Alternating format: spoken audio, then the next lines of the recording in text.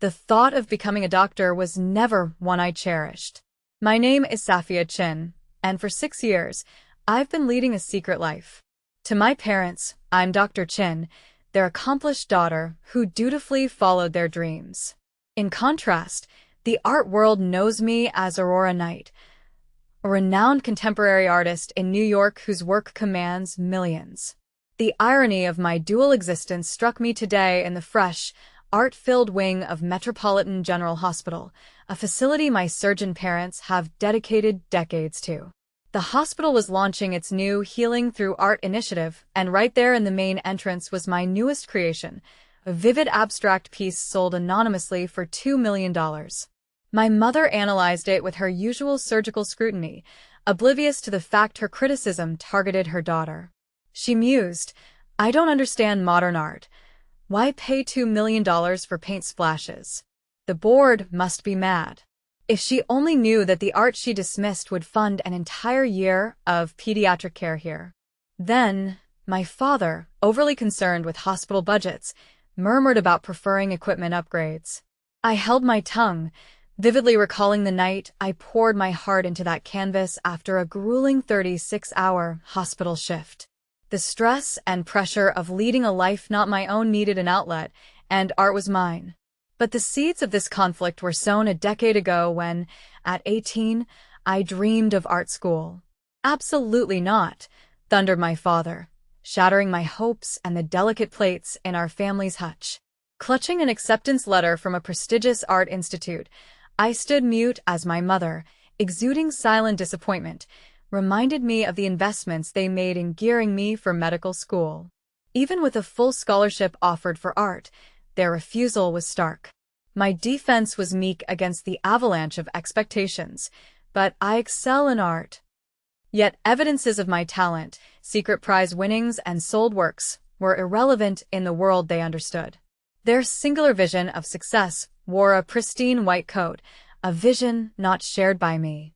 On that fateful night, I rejected the Art Institute in favor of their medical school alma mater, but reached out to a gallery owner with another identity, Aurora Knight, vowing to maintain my secret identity at all costs, avoiding any spotlight that could reveal my dual life.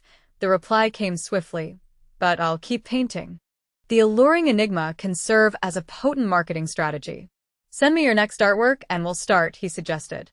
This marked the beginning of my dual existence.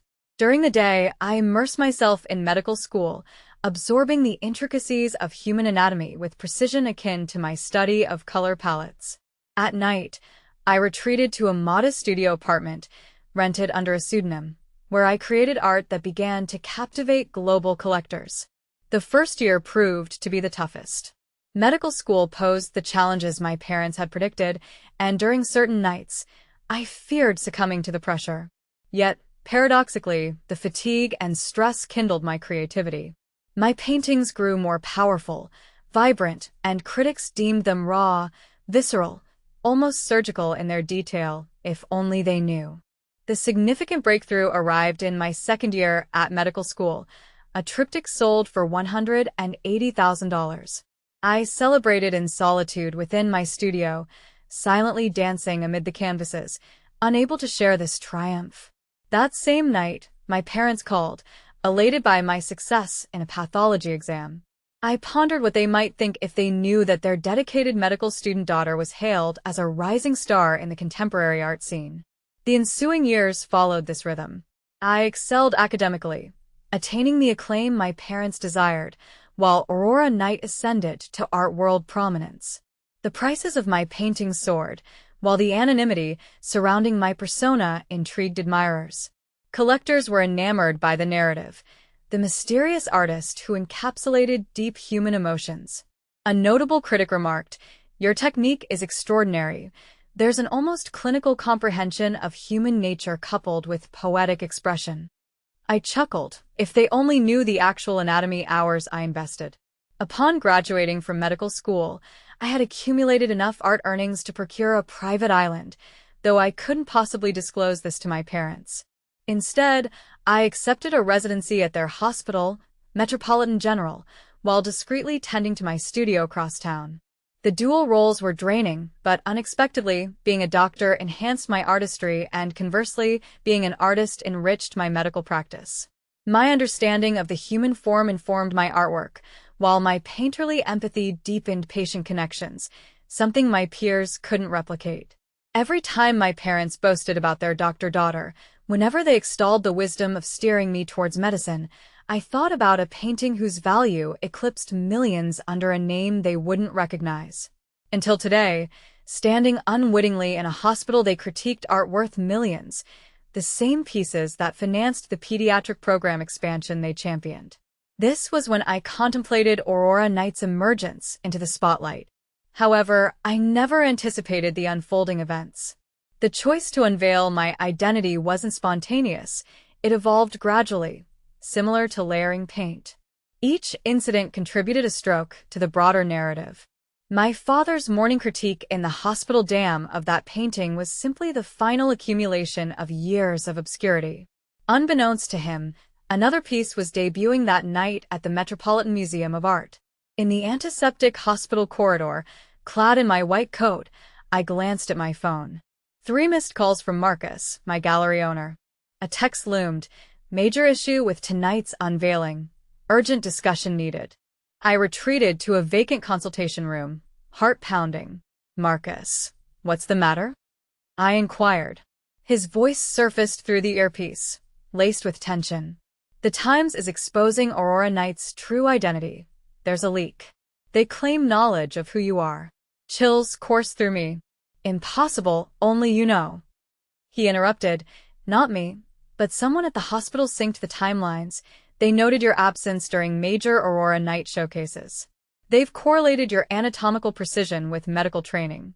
The revelation airs tonight, right before the Met Gala."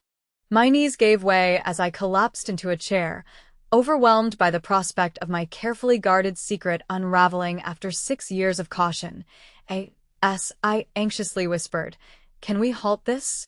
I was reminded that unless I was willing to officially confirm or deny, I couldn't stop the unraveling triggered by my oversight in shift planning. They gave us an hour to respond. Viewing from the consultation room window, I spotted my parents carrying out their duties as always, embodying certainty in their roles and the world they thrived in for 3 decades. "I'll get back to you," I assured Marcus, recognizing how over the years I'd cultivated a significant divide, a dedicated doctor by day, a secretive millionaire artist by night.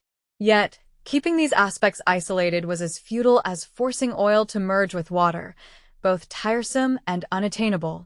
My pager's buzz declared an emergency in pediatrics. As I hurried down the hall, my thoughts raced with potential fallout. Once the story leaked, everyone from colleagues to patients and my parents would learn the truth. The emergency was an allergic reaction, daunting yet manageable. As the child settled with the epinephrine, I noticed the dull walls of the ward, stark in contrast to the vibrant painting hung in the lobby. "Thank you," the child's mother gratefully whispered. "He was terrified, but you reassured him." Observing the boy now peacefully clutching his stuffed elephant, I realized this was my calling, not just because my parents nudged me towards medicine but for being wholly myself, including the artists they discouraged. Leaving the room, I called Marcus back. "Don't resist the story," I declared. "I'll provide a better narrative." Announced that Aurora Knight will personally attend tonight's unveiling for the first time. A pause ensued before Marcus replied, questioning my certainty, acknowledging the potential impact. Change was already afoot, I reasoned. It should unfold on my terms. Uncharacteristically, I requested an emergency evening off. My supervisor, startled, recognized my unwavering dedication and agreed due to my exemplary record. I reached my parents' office next. "Mom, Dad, you need to visit the Metropolitan Museum of Art tonight," I urged. "It's crucial." My mother's tone revealed perplexity as they had a scheduled dinner with a hospital board, but I interjected, "Trust me, this matters more." Something in my voice must have resonated, as my father merely inquired, "What time?" At home, I unlocked the closet safeguarding my Aurora Knight facade. Unlike my doctor's attire, these garments were artistic declarations, meticulously chosen for their silent eloquence. I selected a silk dress of my own creation, each brushstroke narrating segments of my journey. Dressing, I contemplated the painting's imminent unveiling, distinct and personal, encapsulating my life's duality. Named Daughter of Medicine, it embodied my complex narrative with a central figure cloaked in white, her shadow, an artist. Medical paraphernalia transformed into brushes, corridors burgeoned with color, the constancy of a heartbeat visualized in gold leaf.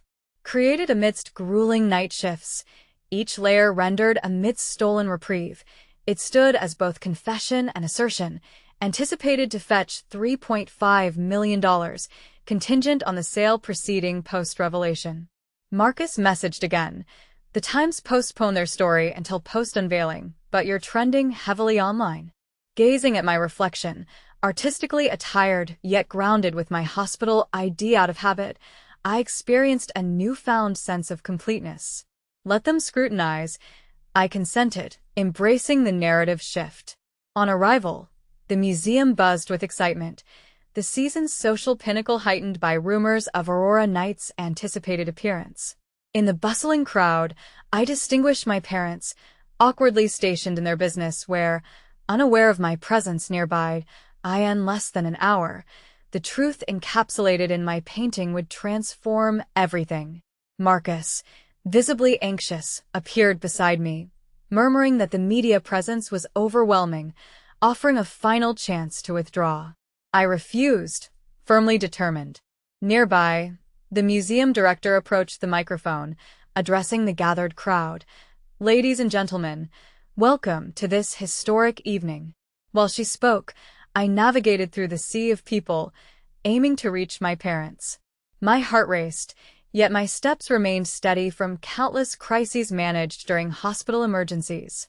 The director's words resonated. Tonight, after 6 years of secrecy, the artist known as Aurora Knight. I reached my parents as the velvet drape was about to unveil it all. "Mom, Dad," I said gently, "there's something I need to tell you." They turned, eyes widening at my appearance, which starkly contrasted their expectations of their doctor-daughter. As the painting emerged, astonishment spread across the onlookers. I am Aurora Knight. My admission lingered in the air amidst the frenzy of camera flashes. Shock rendered my mother's face pale, my father's jaw tightened, revealing a disbelief I had never witnessed from them before. Before they could utter a response, an unexpected event turned this monumental evening into one that would forever alter my life and the art community at large. A brief, heavy silence preluded the ensuing chaos. Camera flashes were akin to strobe lights, reporters bombarded with inquiries, and people surged forward, gravitating towards the newly unveiled Aurora Knight. My gaze remained locked on my parents' faces. My mother's steadfast demeanor faltered as she whispered, "You're a doctor. This is impossible." "I'm both," I replied quietly, even as the crowd compressed around me. "I've always been both." Amidst the unfolding spectacle, Dr. James Morrison, head of the hospital board, made his way toward us, beaming with excitement. "The painting in the hospital lobby," he exclaimed, "unveiled this morning. That was you?" I nodded. His revelation stunned the crowd further. "We can't accept a $2 million donation from one of our own residents." Reporters went into a frenzy, with headlines brewing. "Dr. Artist secretly donates millions to own hospital." Yet, my father's voice pierced through the chaos. "Donation?" He questioned Dr. Morrison, who clarified the purchase price of the lobby painting. It was refunded to the hospital as an anonymous donation for the pediatric program, presumed from a wealthy donor. As realization dawned, my father turned to me, voice unreadable. "How many paintings, how much?" Marcus, the diligent gallery owner, interjected, 38 major pieces, total sales near $40 million. Aurora Knight is contemporary art's most successful under 40. Nearby, an art critic jubilantly noted the precision of my work, likening it to a surgeon's eye. I corrected gently, "I bring an artist's heart to my medicine." Then, the evening's second surprise unfolded. Dr. Safia Chin, my chief resident, approached, eyes glistening, recalling the Williams case. That improbable diagnosis last month. You noticed a pattern, she recalled. I understood. A young patient had inexplicably linked symptoms. My artist's eyes saw what others missed, a complementary pattern revealing an underlying issue. You see things differently, Dr. Chin continued. Not just symptoms, but patterns like an artist. My mother completed the thought, quietly internalizing the truth. Her shock persisted, but understanding began to emerge. My father remained silent, hands clasped behind him, trying to process it all with detachment. Amid this, the museum director endeavored to regain order for the official unveiling. Amidst the bustling encounter with Marcus, who gently approached, he informed, Safia, the buyers are already waiting eagerly. The bids on Daughter of Medicine have surpassed expectations. They're curious if you'll reconsider selling it now. No, my father intervened, stunning everyone, including the reporters and me. His voice, rich with the experience of 30 years in surgery, resonated through the space. This painting belongs in the hospital beside the other one, where it can be appreciated by everyone as a symbol of one not having to split themselves between two paths. I started to argue, concerned about the worth. Dad, it's valued at millions. Yet, he responded with a smile I had never witnessed before, full of pride, mixed with regret and awe. So is my daughter. And the narrative swiftly gained international attention, transforming doctor by day, millionaire artist by night, into a global phenomenon. The art world admired how my medical training sculpted my artistry, whereas the medical community recognized how an artistic lens broadened diagnostic visions. Consequently, the hospital embraced a novel program nurturing art therapy, assigning me as its director. My artworks now grace both galleries and healing spaces, connecting realms I once believed had to stay apart. My parents, though still adapting occasionally, gaze at me as if seeing a stranger. Yet, more frequently, they observe my dual body of work, medical and artistic, with refreshed perspectives. Just last week, I watched my father pondering deeply in front of the lobby painting during his morning rounds. Without turning, he admitted, I was wrong when I told you art was not a valid career path. I aimed to shield you from hardships, but almost succeeded in diverting you from your true path. And standing beside him, our white coats brushing, we admired the vibrant swirls, healing more than just financial woes of the hospital, but the fissures in our family too. You didn't stop anything, I assured him. You instilled in me precision, commitment, and the significance of grasping human nature. I merely implemented these lessons on a broader canvas than anticipated. He chuckled, a genuine laugh unburdened by expectations. Your mother is considering taking art classes, he disclosed. She wishes to delve deeper into your world. And it's always been the same realm, I murmured. I just needed others to perceive it too. Today, when questioned if I am a doctor or artist, I gracefully declare that I am a person refusing to be constricted by others' limits. My artistry and healing practices both strive to add a brush of harmony, making the world slightly more radiant and complete. My parents now comprehend that triumph isn't always cloaked in a white coat. Sometimes it emerges splattered with paint. Beneath the hospital lobby mural, a plaque now displays both my identities, Dr. Safia Chin and Aurora Knight, a testament to our multifaceted essence, needing just the bravery to exhibit our authentic colors. Somewhere in the now undisclosed studio, another canvas awaits, because the ink on my story hasn't dried. It's merely the inaugural occasion I sign it with my true name.